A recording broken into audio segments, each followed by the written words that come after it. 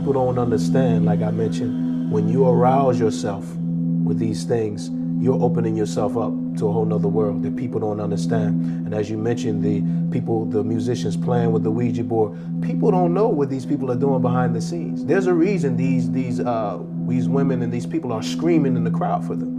Many people are utilizing the assistance of the jinn to assist them in their performances and everything. People don't realize these things.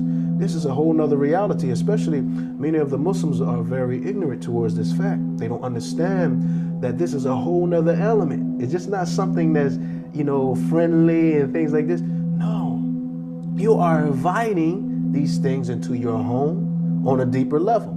As some scholars refer to music, they refer to it as the Quran of Shaitan, Satan's Quran.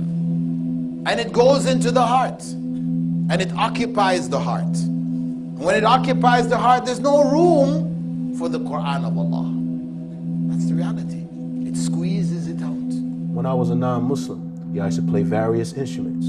I can tell you that it literally felt like I was under possession. I would do things that I was not able to do. I would play things that I was not able to play normally. Music is very, very dangerous, and a lot of people don't know what they're doing with the music. And if you don't believe this, all you have to do is look at some documentary footage of what was called Beatlemania in the West, and how mad people went over new sounds of music that were being popularized and promoted over the airways.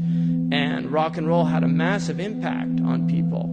And as it got darker and darker, and you went into these heavy metal and all these other types of, you get some really, really serious problems at these concerts where people literally will go mad. I mean, obviously there's drug involvement, and this is another reason, because you'll find many of the hadith that talk about the prohibition of music also have drugs mentioned in the same hadith.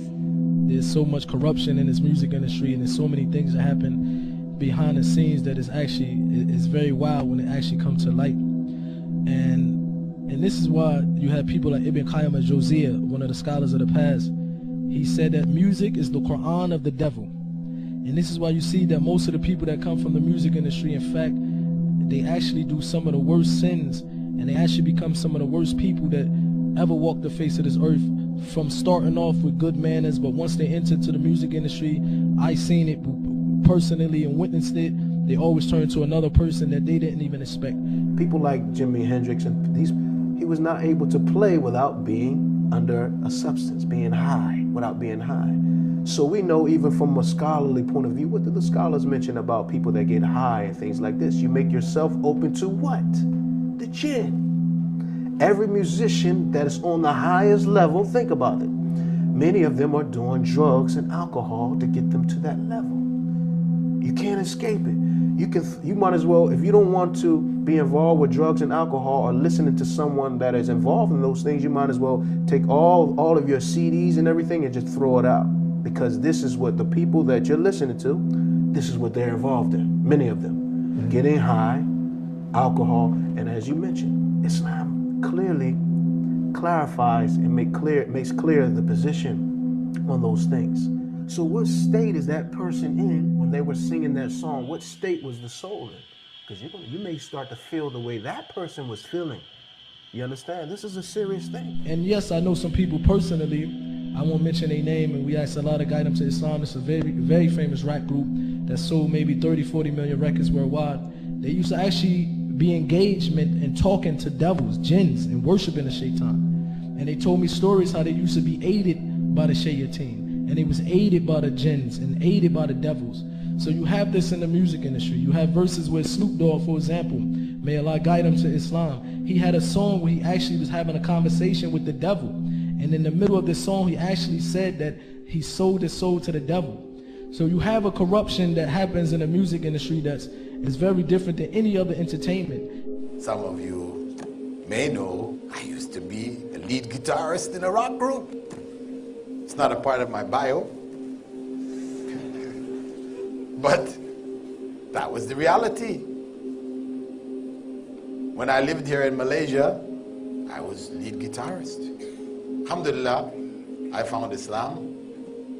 My bass player also found Islam, and the drummer also found Islam later. Alhamdulillah. None of us played music after that. But the point is that the allure and the power of music, I know it.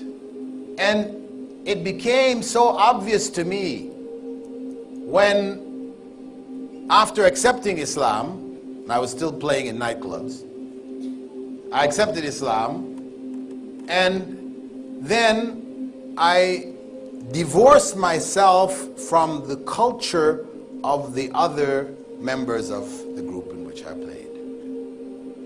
So I didn't participate with them in the intoxicants and things that people were doing and taking. So in the nightclubs, I used to be the only sober one. I'm there playing away and people are dancing, and you know, I just looked at this and I could see that this was so devilish. You know, when Allah speaks about, you know, how shaitan prods the people, يَعُزُّهُمْ أَزَّا, you know, that's exactly what was going on. You know, I could see it. It was clear. Clear. This power that music has over people, where people end up loving it more than they love the Quran. This is يُحِبُّونَهُ كَحُبِّ اللَّهِ. If you take a look at music, and I know there are very few scholars, you know, of late who are saying, no, there's nothing wrong and so on. But even those, and I want to clarify something to start with. The truth is, even if we look at some of the scholars who might have said that, okay, you know what, music, there is certain, you know, it's permissible. They are not talking about the beat of today. Today's beat is definitely excluded. There is no scholar on earth, Muslim scholar, that allows you to listen to Beyonce and Madonna and Michael Jackson and those. That is completely out because, number one, it's dirty, it's filthy, the lyrics are horrible, terrible. They encourage you to move your body and to shake your thing, as they say. May Allah forgive us, really.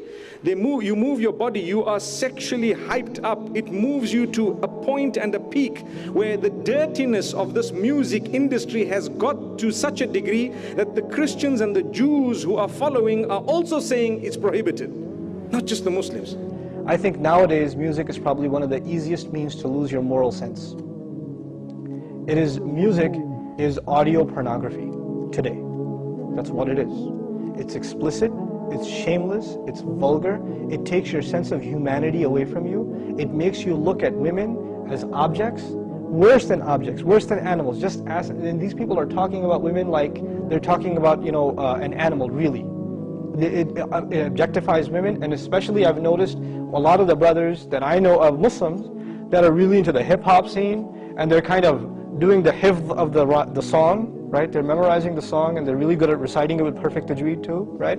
And so they do that, and it's just horrible language, horrible, horrific language. So it's a dirty industry. Ask those who are in it. It's filthy. When you hear about music, you hear about how to attract the opposite sex, and it's all about love and all about, you know, your emotions. And so at home you're not happy. When you go to work, you see someone you're working with and you're busy thinking, ooh, the music fits exactly here, and so on. Things are happening. People are tampering with our minds, whereas we have the melody of the Quran, the melodious revelation that Allah subhanahu wa ta'ala has given us, something great and grand. We should not substitute the Quran with that. If a person finds listening to the Quran annoying, after they've been listening to hip-hop and this and that for a long time, and as soon as somebody puts the Quran on in the car, you know what they say?